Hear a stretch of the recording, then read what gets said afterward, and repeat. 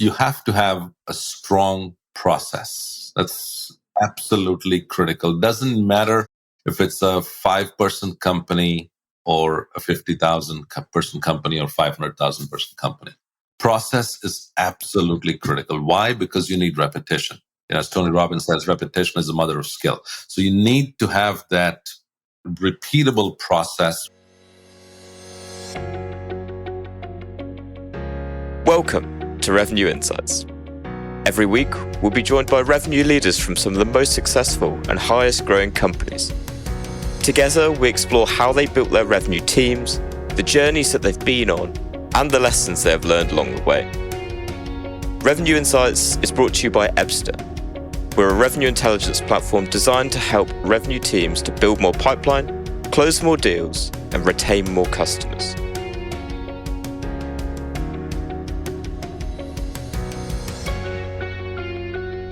Hello, and welcome to the Revenue Insights podcast. Today, I'm joined by Sunne Kumaar.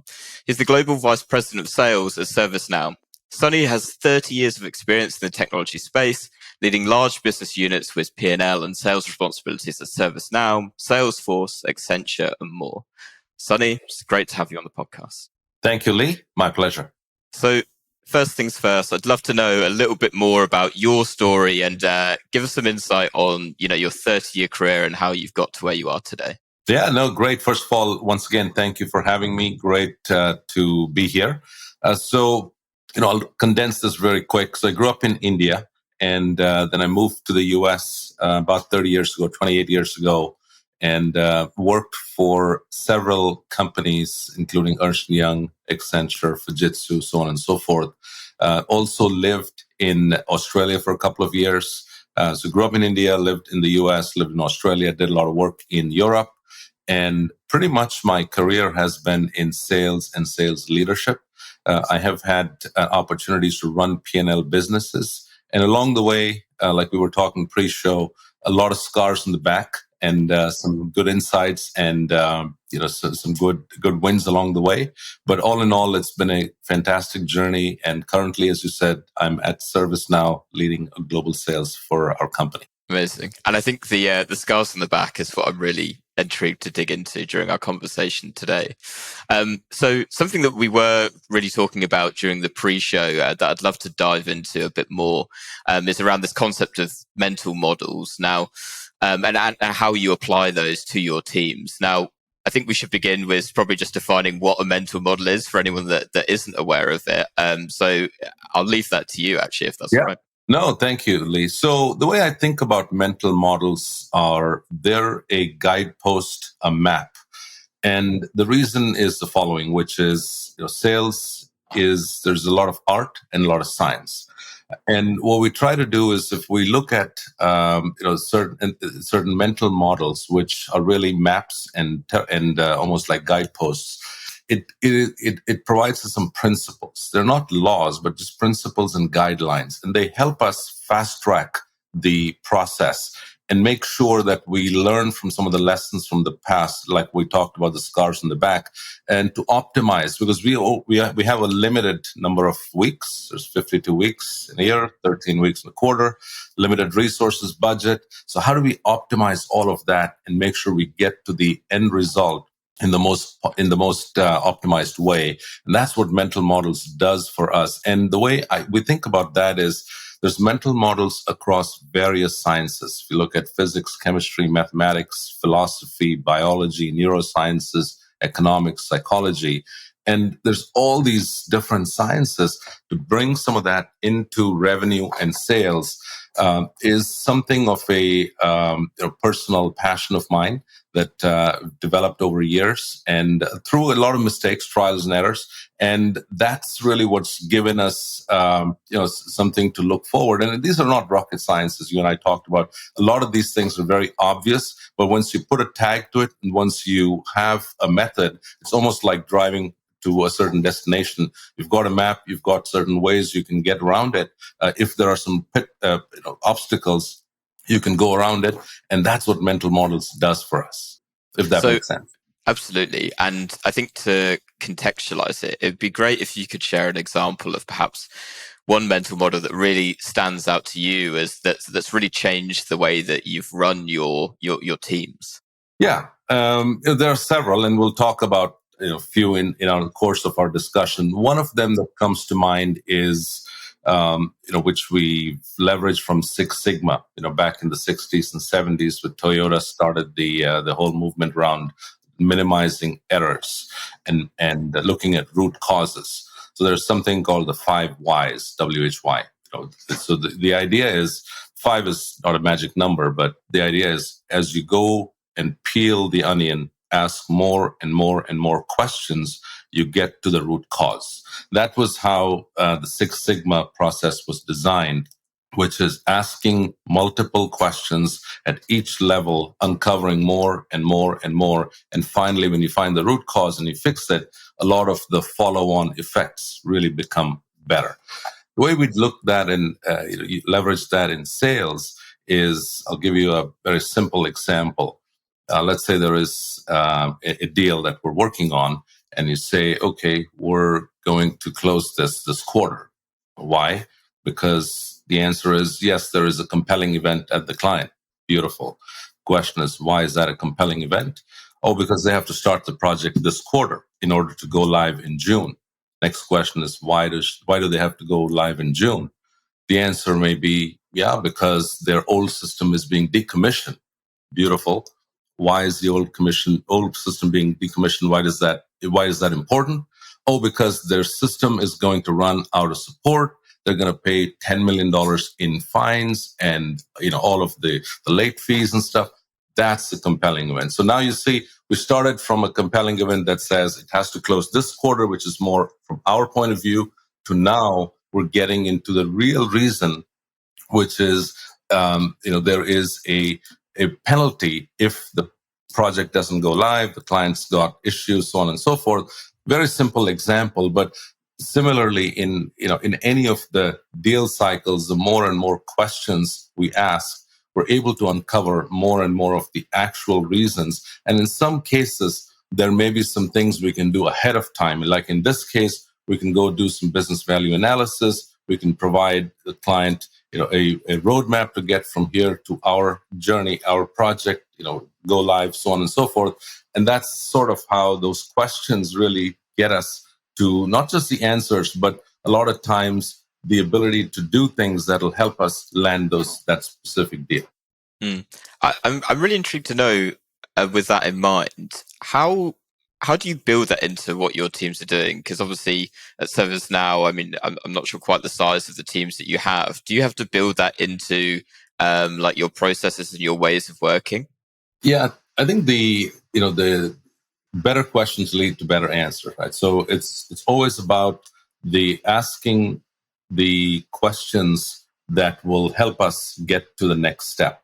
And it just is something we've ingrained this over years and years of doing the work, because it's really impossible for every leader to get into the ins and outs of every single deal. But the idea is, if you have a foundation, that's why mental models really and framework really helps, is if you're asking all of those specific questions, the 5 whys, for example. Again, 5 is just a number, right? It can be 6 or 7 or 4. But the more and more we're asking the questions to get to the end state, and what that helps build a mutual close plan, right? And that mutual is very important, because a lot of times we have close plans. But if it's not mutually agreed by us and the client, and it doesn't depend which company, but any company, that's one of the challenges we see, is a lot of people have plans, close plans, which is inside out. It's their plan. But has that been vetted with the client? Has the client agreed with actions, dates, and owners? Right? When we have all of those locked in, that's, again, the power of questions, is that forces us, as in our company and our team, to go in and have those discussions with the client, sometimes uncomfortable, because you're now putting names and actions to the client on the client side. But you need that, because the deal doesn't get closed by one side. It takes two to tango. And so when we get to that framework, or not framework, but we get to that mutual close plan as an example, do all the dates work out exactly as they are? Most likely no. But the fact that now you have names associated with tasks, associated with dates, really puts onus on both sides and creates a lot of fills a lot of gaps. Because otherwise, if you think about it, just if we have a closed plan, it's happy years, right? We love it. It's great. It's beautiful.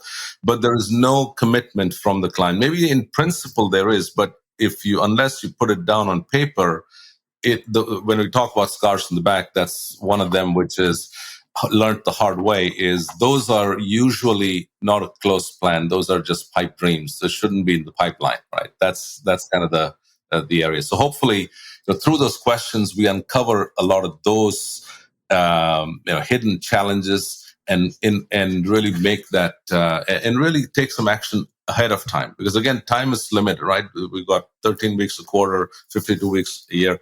There's only so many things we can do to affect change and to bring that deal in. So the sooner we are asking the right questions, we're getting the teams to focus, getting the client's commitment, the sooner it is that we can bring those deals in and remove those roadblocks. With that in mind, and I like your point about, it's not quite so systematic that you can have it, almost built into a pipeline review, for example, where it's like, you're going through your 5 whys or however many you've got. Evidently, it's obviously going to be on a case-by-case basis. So with that in mind, is there, of kind of the mental models that you've used in the past, is there one outside of the 5 whys which you would say has been the easiest to implement, but has had the largest impact on how your teams have performed and how they're closing deals? So one of them, again, it's very basic, very simple. It's called first principles, which is borrowed from Aristotle's metaphysics and the Indian school of Nyaya, the philosophy. A lot of words, but what does that really mean? It means it's the foundation of a building. It's the lowest atomic level detail. So first principles means get to the lowest basics, common basics. I'll give you another analogy. So difference between a chef and a cook. So the chef is the one who creates the recipe. So he's got all these different items, and he creates a brand new recipe by taking onions and tomatoes and this and that, all the different spices, and he creates a brand new recipe. So that's first principles. That's taking all the basics and creating something from first principles. The cook, on the other hand, takes that recipe and produces food. And basically, maybe with some minor mods or tweaks, that's the difference. So you're really getting into the basics of everything. You're boiling it down. So there's nothing, because typically we live by analogy. That's easy, because if we live our entire life by first principles, we will probably go back to the Stone Age, right? So we have to live by analogy. We have to move fast. But certain times you have to go back to the basics. And a similar analogy, I would say, and then I'll give you an example, is what they do in finance with zero-based budgeting. So typically, what does that mean? In typical budgeting, let's say somebody has a budget of 40 million this year. They'll go back next year and say, okay, I need 5 million more because of whatever. They provide a business case. The company will say, okay, I'll give you 4 million. Here you go. Done. Happy. In zero-based budgeting, this year it's 40 million. Next year, they want another 5. They have to go back and start from zero. And they have to justify every single dollar from 0 to 45. So it's no longer the difference, but everything. You start from zero. And that creates, obviously, it's very time consuming, it's painful, but it puts the discipline back on every single line item. So how do we use that in sales? Many years ago, about a couple of decades ago, we had a situation where our growth slowed for some bizarre reason. We were still growing, but not at the pace at which we were expecting. The market, everything, it was just very, very different. We were winning some deals, but we were losing a lot of deals. The deal momentum slowed. And we did all the usual forensics of pipeline analysis and looking at deal structures and commercials and all of the stuff you can imagine. Again, it was a very high level by analogy. Then we said, okay, and we didn't call it first principles, but that's what we did. But as we said, it's just putting a name to it. what we did was we locked ourselves in a room for 2 days and we said, okay, let's look at the entire market, the whole TAM for the market. Where are the customers? Let's look at the top 100 customers. What is their spend? So we went back to basics, back to the lowest atomic level detail. We look, what are their spend? Okay, each one of them. What percentage of their revenues? Who are the competitors in there? What is their, what is their footprint? We looked at all of that. Then we looked at our territory. How are we serving those clients? And then we said, instead of tweaking it, we just said, throw everything out of the window. If we were to start a brand new company, how would we assign territories to these set of customers? And we did that. And then we said, okay, it's territories, sub-territories, areas. We did all of those mapping. And then we said, okay, now if we were to align our people to each of these territories to serve those end clients, how would we do it? Looking at each of the client directors and salespeople's background, their industry relevance, their ability to sell certain solutions, products. And we did an entire pivot. And thankfully, this was just about the beginning of the new fiscal year for us. So we did that. And so you see now we took the entire playbook and changed it. And we started from ground zero. And we did all this in a ground up manner.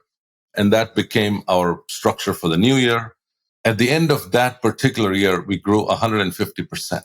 And the simple reason for that is now we were better aligned. It was not magic. We were better aligning the reps to the right territories, to the right accounts. And then we did a look back, and what we found, Lee, was we were leaving a lot of money on the table because we were over pivoting on a few rock stars that had a few great accounts. And guess what happened? They closed some large deals, but they had only certain bandwidth. So a lot of those other accounts were going unserved. And then we had focused a lot of people into areas where it was not their core competency. So we were not aligning the right reps to the right territory, to the right accounts. It just happened over time. And this happens in any organization. Over time, there is minor tweaks because that's what you do every year. You tweak a little, you tweak a little, you tweak a little. But at some point, you have to go back to first principles. We say going back to basics, same thing, where you put everything on the table, start with the lowest atomic level detail and build it up.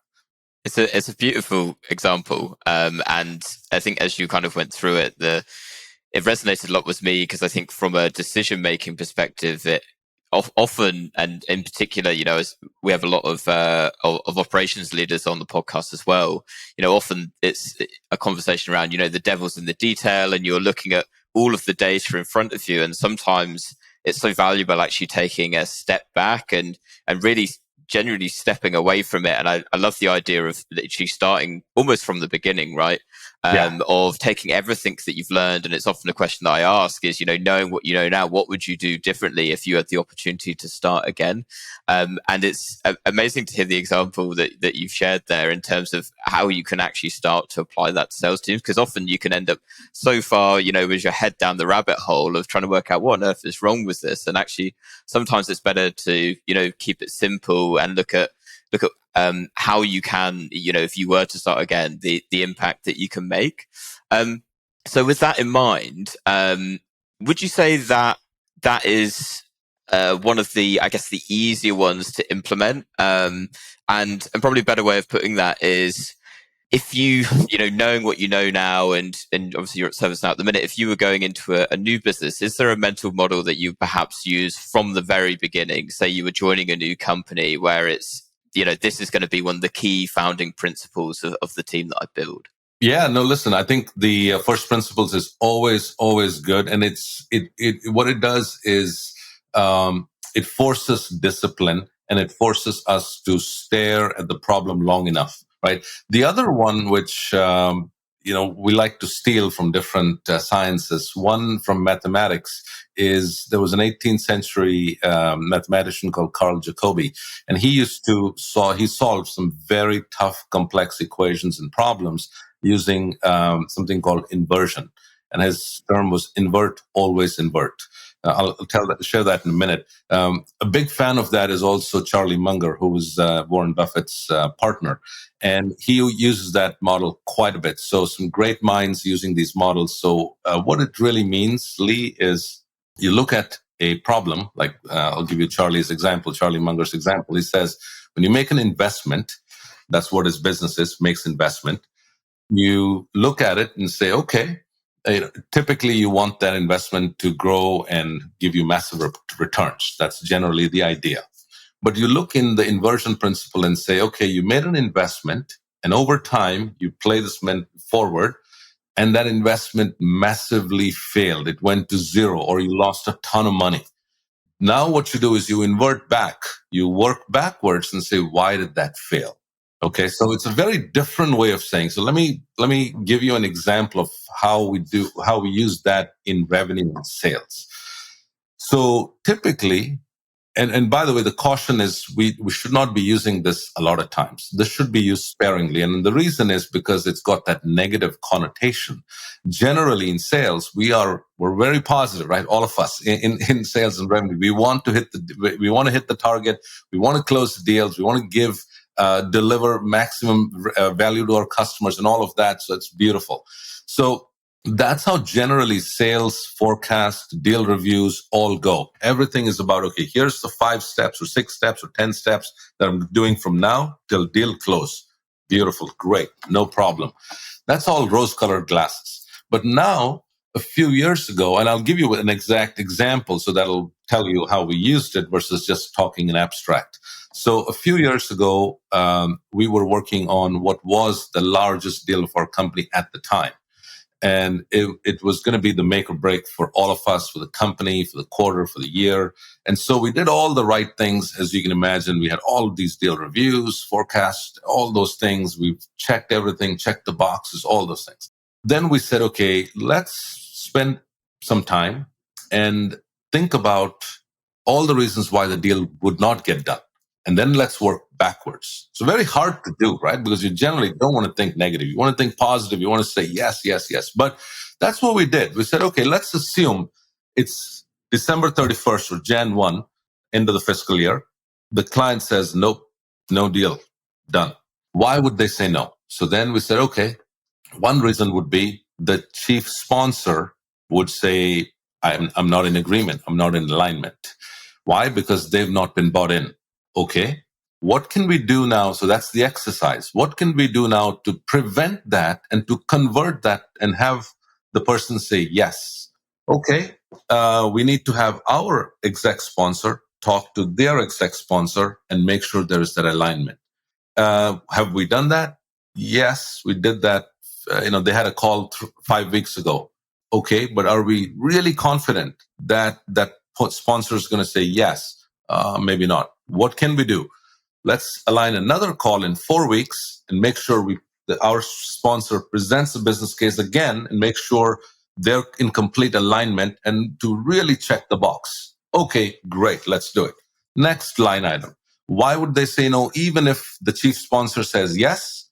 Okay, they've got 14 people in their committee and this is a very large deal, which means every one of the 14 must say yes. One person says no, deal's off. That's how important this deal is or how big the business is. Okay. Do we have confidence? Now it's the internal team talking. Do we have confidence that each of the 14 are going to say yes?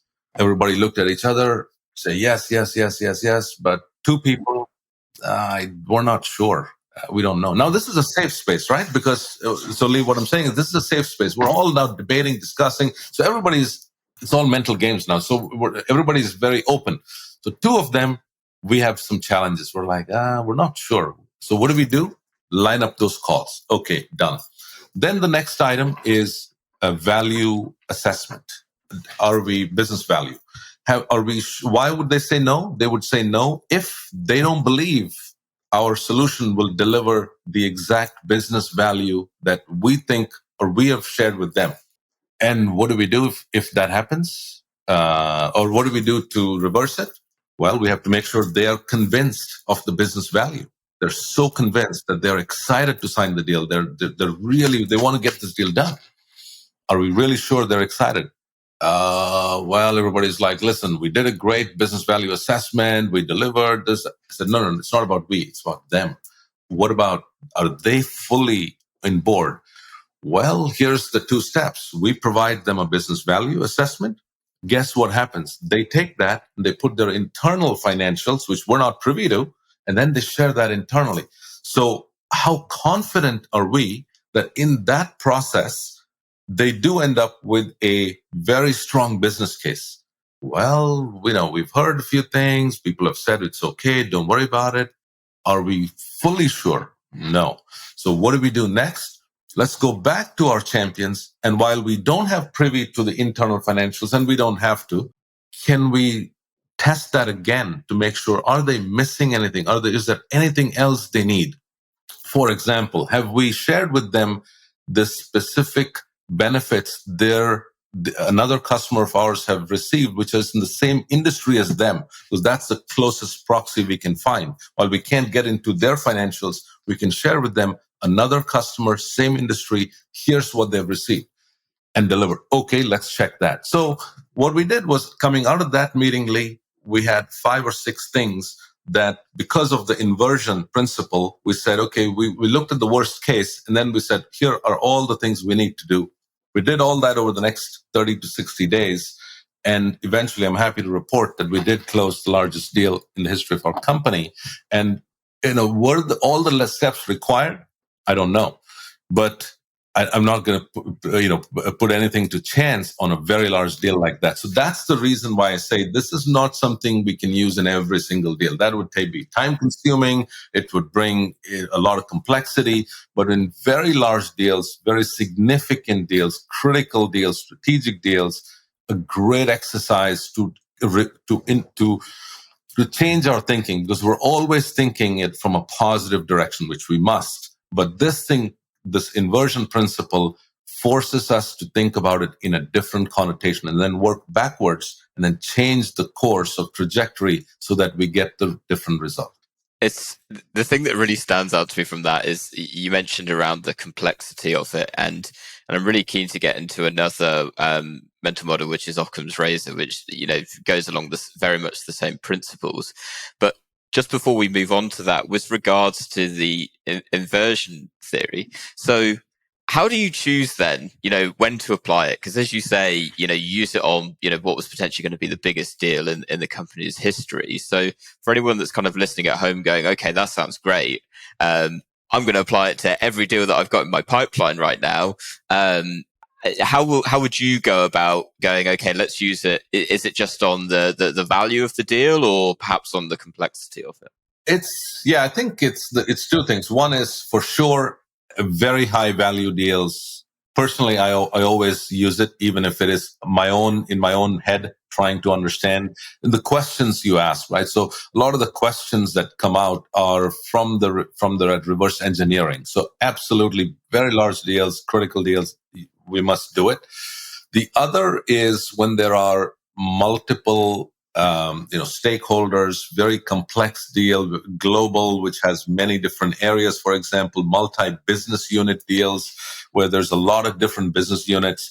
And what it really does, Lee, is it gives us the blind spots. It shows us the blind spots, but it is very time consuming, which is why, I would suggest we should not be using this for every single deal, because also the challenge is, if you're using it every day, every time, the tone of the thinking, because we're all thinking in certain energy levels, it becomes very negative. So you don't want that. So it's really to be used sparingly, just like salt or sugar, right? Just use it a little bit, but very powerful, extremely powerful. And once you use it, I think you can use some of those questions in pretty much every deal. But the process itself is very time consuming, and that's how I would do it. So something that I really am quite curious to dig into, we've talked a lot about these models, and I'm going to make an assumption to the listeners at home that some people are like, resonating with, oh yes, I've used that before. But, to the point you made earlier, when we were talking kind of pre-show, I found the same thing. Whereas, I have heard of this, I know about it through my own experience, but never actually put a name to it. So I can tell that obviously you're really passionate about understanding mental models and how you start to apply them. So for someone that, this may be the first time they've heard of mental models or they've never thought of actually applying it to their day to day, how would you recommend that they, get started perhaps understanding them, but also starting to use them in their general day to day? Because I get the impression from talking to you that it's not as simple as, yes, you can just take it and just plonk it into this way of working. I get the sense that it's really your experience that has built up this level of understanding. And it's very much a case of, knowing which one to use at the right time. Right. Yeah, I think that's a good point, Lee. So for me personally, I've enjoyed reading across the different sciences and trying to pick up the nuances and apply it to my field. That's just been a personal passion of mine. However, as you said, a lot of these principles are not necessarily rocket science or something which you have to learn. You have to recognize that that's the critical thing. And the second thing is we have to apply it and see how it works. Now, as I said at the start of the show, these are not laws. These are principles and guidelines. What does that mean? It means it's not going to work every single time. It is showing us the way, just like a map would. But what if there is a road closure? Then we're not going to say the map is wrong. We just go do a little bit of a detour and go around it. So the way I think people should think about it is it's good to take some of these, practice it, and use it in our day-to-day lives in revenue and sales. And typically this comes in kind of several forms, sales process, sales methodology, deal negotiation. So try some of these things in our day-to-day aspects. And what you'll find is, the more and more we're using it, our teams begin to adapt. And who cares about the name? These names are all just there. Like they're good to talk about it. But the key thing is if we can use it in our day-to-day lives and create a better result and outcome for us and our clients, I think that is proof of the pudding. Okay, so which one do you use most day to day? We've talked about the first principles, the 5 whys, use that quite a bit. And then there's another one you alluded to, Occam's razor as well, which is quite interesting, sort of a bizarre name and term, but if I can quickly explain that, if that makes sense right now. So the name is Occam's razor. Occam is a place, as you know, in your neck of the woods in Surrey, England. And so this was the William of Occam in the 14th century. So this is about 700 years ago. He was a Franciscan friar and philosopher. And this is also called the law of parsimony. So a lot of big words and mumbo jumbo. What does all that mean? It's very simple, actually.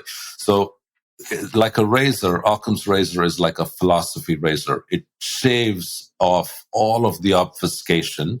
And what he says is, of all of the different, if there are 2 or more explanations to get to an endpoint, use the one which has the simplest assumptions. Not the easiest, but simplest assumptions.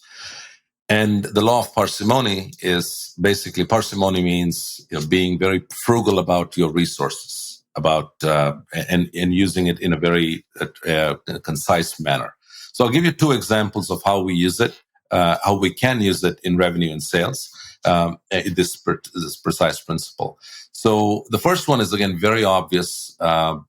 It's about time constraints or resource constraints. We all have resource constraints. There's limited budget, limited number of people, limited time. So what it says is we should be ruthlessly prioritizing our quarter, our month, our year, and doing the things that will help us advance our cause, right? Very basic, very, very fundamental, but makes a big difference in sales, where an account exec may have 10 accounts to go after. Where does he or she prioritize? Very, very critical, because you don't have time to go in and prospect all 10 accounts. As an example, you have to be very prescriptive on where you prioritize your time. Once you lock into that account, multiple business units, multiple stakeholders, where do you prioritize your time?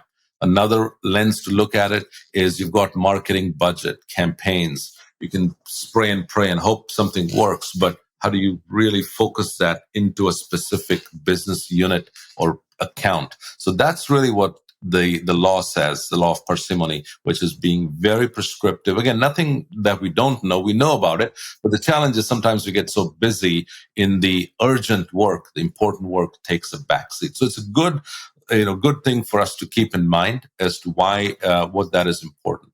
I'll give you a second, sort of example, which is, let's say we have, again, I'll take an example of a deal, but then it can go across anything.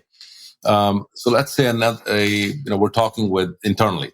Let's just say we're talking with our team to say, okay, this is a particular deal. It's going to come in this quarter. And so we say, okay, what are some, why would it come in? Okay, because what are some key things? We'll go through the same list: exec, sponsor, alignment. If the answer is yes, okay, then shave off, just like the razor shaving off. So you've got 10 or 15 things why the deal should close, and you're going through each line by line, and you're shaving off the things that are done. So second one, maybe, have we done a business value assessment? Yes, shave that off. Have we provided them with a reference account that they can talk to and really, it makes sense? Okay, done. Have we presented? Are we on with procurement? Have we provided the right pricing? Is there any objection? The answer is yes, there's an objection. So leave that on the board. And so we go through those 10 or 15 different items that need to be done to close the deal. We shave off all the ones that are done, and only the ones that are remaining are the ones that really need to happen in order to close the deal. So Occam's razor basically tells us that if you take off all of these things that have to have happen to close the deal, then you're in good shape. Otherwise, there's more work to be done. Again, very simple, straightforward. We all do it. It's just how we apply that in our day-to-day lives. Otherwise, the challenge is we're looking at deals, we're talking about it, we're asking questions, but if we don't have that list, for example, it's hard to tell whether we've checked all the boxes, or are there any surprises? Because a lot of times, Lee, deals are like organisms. They have a life of their own, right? That's why sales is an art and a science. And sales process and methodology have certain steps along the way that must be done to move to the next stage, right? Every company has got that. But there are certain underlying dependencies that are not very obvious till you go through this process. And that's what some of these frameworks help us tap in early. The challenge is if you find that out at the 11th hour, when the procurement says, no, I'm not really in agreement because of A, B, and C, not a whole lot you can do other than massively discount, which you don't want to do, right? So if we're able to catch that early, then you're able to do certain things where you preserve the value of the deal and you're still able to close that in the requisite time. Mm. Something that you mentioned there, which really stood out to me, was sales being an art. And I think it's a really interesting debate between sales being an art and sales being a science. And I know from various different guests that we've had on the podcast, there's definitely people on both sides of the fence. So with Occam's razor in mind, what would you say are, to keep things simple, what are some of the foundational procedures, processes that you run with your teams to, one, to keep it simple, but that you believe are essential? Because I think there's a balance between the two, of it being an art and it being a science. And I've talked to some people who make, the most crazy, complex systems, which are so hard to implement. And then I've spoken to other, super successful leaders that keep it so simple. It's almost amazing that it works in a way, right?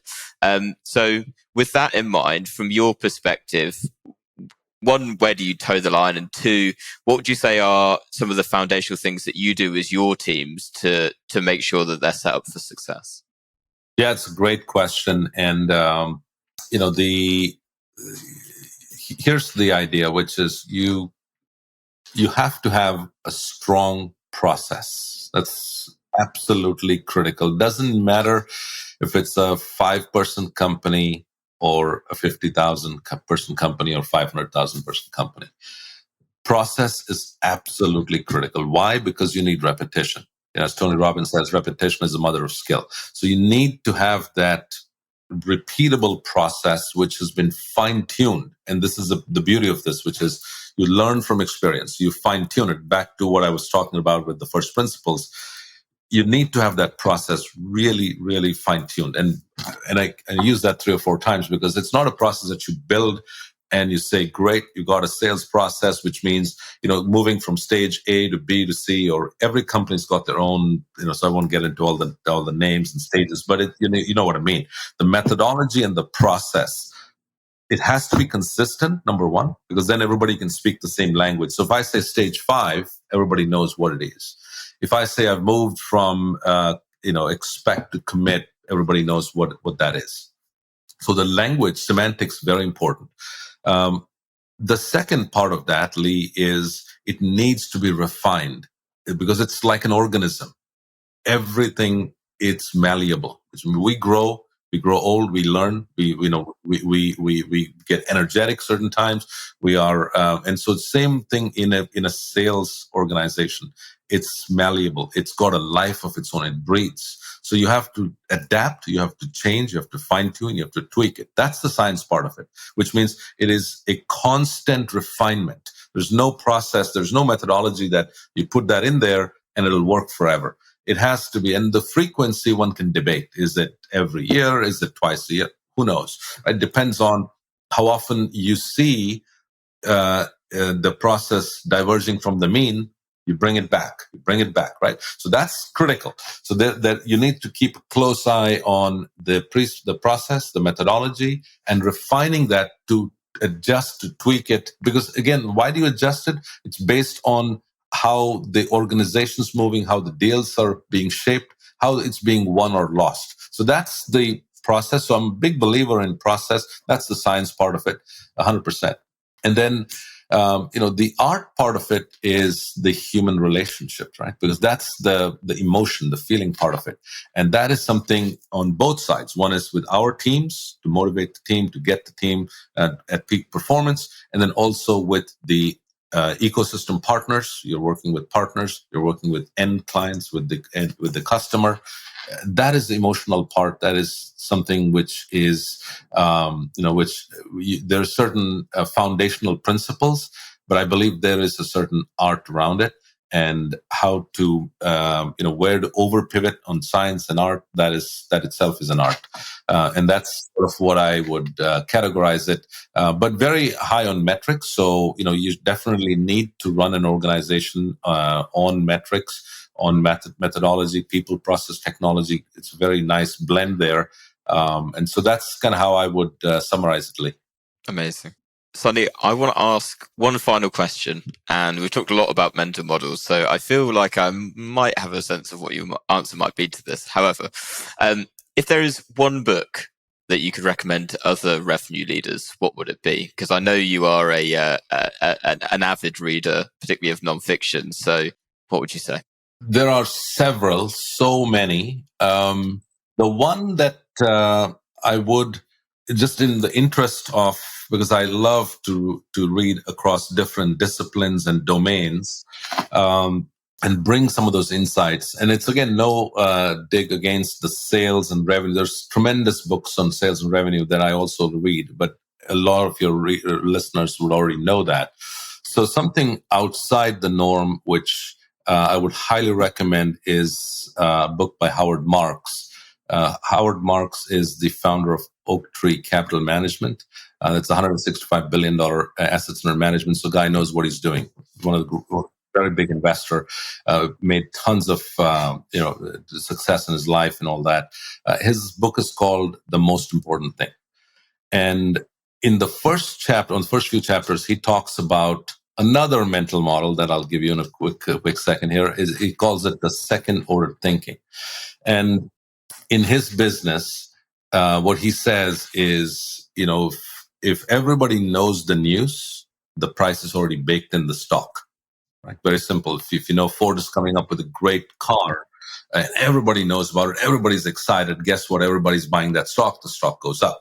There's no point in, Howard says, there's no point in me buying that stock. because it's already baked in. So what are some things I can do, which is Howard, he says about himself, that I can do that nobody knows? And what are some insights that I can come up with, which nobody has thought about, nobody has the time, nobody wants to invest the time? That's what he calls a second order thinking. So first order thinking is what most people do. So that's the reason I like that philosophy in that book. Is the same thing. Is a lot of times in our revenue, in our deals, we know all the steps that go along the way to make that happen. What are some things that nobody's thinking about? So, for example, if we're going into a new market, if we're moving from a product to a platform, having from one product to multiple products, that's a big second order thinking. So what are all the things that we need to do in order to get there? Meaning, do we have the right staff? Do we have the right team members? Do we have the right solutions? Do we have the right people that we're talking to, customers? All of that changes. So a long answer to your question, but that's a book I would highly recommend. Very different discipline, but the principles that he talks about are applicable to all of us in our business. Amazing. It's going on my reading list. That sounds fantastic.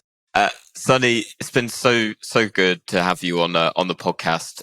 For everyone listening at home that wants to learn a little bit more from you, where can they find you? I'm on LinkedIn, and I'll shoot you the link there.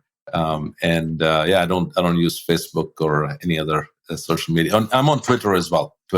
Amazing. We'll put links to both down into the show notes, so everyone can reach out, connect, and hear more about what you're talking about with mental models.